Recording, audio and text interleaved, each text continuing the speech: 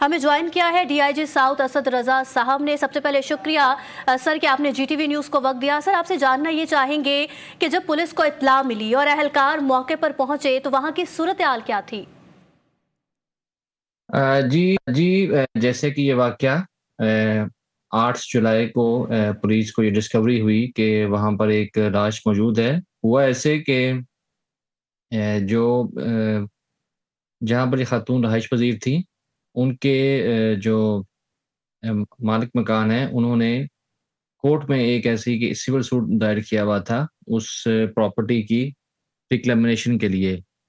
तो काफ़ी नोटिस के बावजूद जब वो खातून वहाँ पर पेश ना हुई, तो पुलिस और कोर्ट के ऑफिशियल्स जब वहाँ पर गए, तो दरवाज़ा जो था वो बंद था अंदर से। फिर उसको फ़ोर्सिबली जब उसको तोड़ा गया, तो उसके अंदर से एक बेडरूम के अंदर उनकी लाश मिली।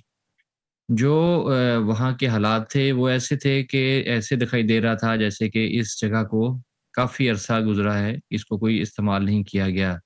जो खातून थी, वो मुर्दा हालत में वहाँ पर जो प्रोन हालत में जैसे होता है कि उनका मुँह जो था, उसका रुख जो था वो फ़र्श की तरफ था, वो वहाँ पर औंधे मुँह जो थी, वो मुर्दा हालत में पाई गईं। उनकी जो बॉडी थी, वो तकरीबन 90% जो है वो डिकम्पोज़ हो चुकी थी। एनीवे पुलिस ने ऐसे हालात को देखते हुए वहाँ पर सीएसयू के अमले को तलब किया और वहाँ पर जितनी भी फोरेंसिक्स एविडेंस थी, उसको कलेक्ट किया है। और उसके अलावा जो उनका मोबाइल फ़ोन है, उसका डेटा वो एक्वायर करने की कोशिश की जा रही है। उसके अलावा उनके जो बॉडी के सैंपल्स हैं, उनको केमिकल के लिए लेबॉरेटरी में भेज दिया गया है, जिनका बड़ी शिद्दत से इंतज़ार किया जा रहा है। पुलिस जो है वो डिफरेंट एंगल्स के ऊपर इस केस को इन्वेस्टिगेट कर रही है, जिसमें हो सकता है कि ये उनकी ये जो मौत है, वो हादसाती मौत हो या खुदकुशी भी हो सकती है या हुँ। उनको मर्डर किया गया है। ये ऐसे सवालात हैं जिनका अभी हतमी तौर पर जवाब देना मुश्किल है, मगर जैसे-जैसे हमारे पास कोई एविडेंस आती जाएगी, कोई ऐसा कोई क्लेम, काउंटर क्लेम आएगा, तो उसकी बेसिस के ऊपर जो है, हम किसी भी हतमी नतीजे पे पहुँच सकते हैं। जैसे कि आप फरमा रहे थे कि 90% जो है वो बॉडी डिकम्पोज़्ड आपको हालत में मिली। तो इस तरह के केसेस के अंदर तफ्तीश का जो दायरा होता है, उसको कितना वसी किया जाता है और किन मुश्किलात का शिकार होती है तफ्तीश? और अब तक के जो एविडेंस कलेक्ट किए हैं पुलिस ने, उससे क्या कुछ सामने आया है?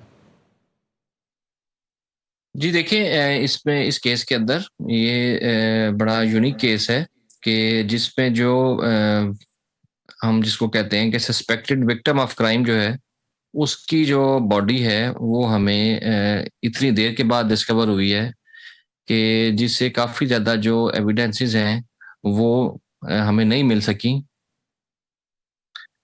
जैसे कि उसकी जो बॉडी की है डिफरेंट फॉर्म्स हैं, जैसे कि उसके फ्लूइड्स हैं वो हमारे पास मौजूद नहीं मिल सके। उसके अलावा जो हमें चीज़ें मिल सकी हैं उसमें उनकी जो बॉडी की बोन्स हैं वो इंटैक्ट हैं।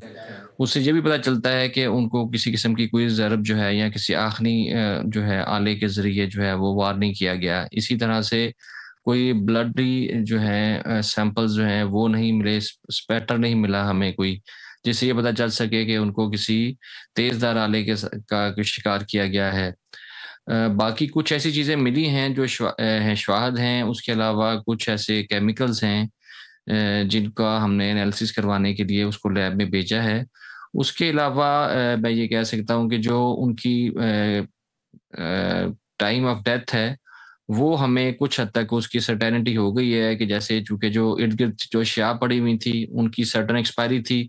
उस एक्सपायरी को हमने देखते हुए, उनके मोबाइल फ़ोन डेटा को देखते हुए, इसी तरह से जो उनके नेबरहुड में जो लोग रहते थे, उनकी जो विटनेसेस हैं, उनसे ये हमें क्लीन कियास हम कर सकते हैं कि वो डेथ जो इनकी है, वो तकरीबन अक्टूबर के अवाइल में हुई है, अक्टूबर 2024 के। तो इस तरह से इनकी डेड बॉडी जो है 6 से 9 माह जो है वो पुरानी है। अब उसमें ज़्यादातर हमें रिलायंस जो करना पड़ेगा वो या तो उनके जो केमिकल एग्ज़ामिनेशन है उसमें पता चल सके कि कॉज़ ऑफ डेथ क्या है।